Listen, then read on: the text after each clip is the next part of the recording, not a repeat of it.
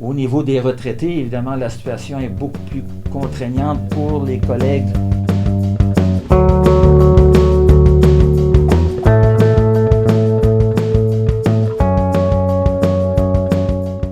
Sans en saisir tout l'impact, vraiment en analyse fine, du fait que cette pension n'était pas indexée au coût de la vie. Évidemment, compte tenu de l'inflation, et on sait que ces dernières années et actuellement, je veux dire, l'inflation, elle est bien présente, et on se rend compte que cette inflation, avec un revenu fixe, le pouvoir d'achat diminue.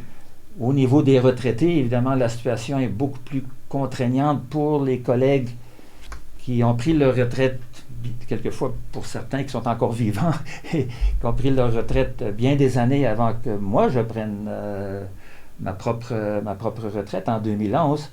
À l'époque, donc, les salaires étaient moindres, les cotisations étaient moindres, etc., etc. Ce qui fait qu'ils se retrouvent avec des montants qui sont vraiment en dessous de ce qu'on pourrait imaginer comme, je ne dirais pas nécessairement attrayant, mais comme simplement même responsable au terme d'une vie universitaire où il y a eu tant de contributions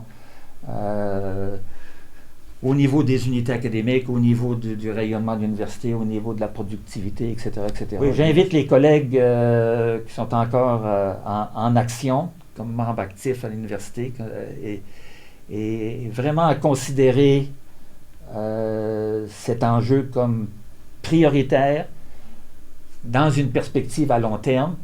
et que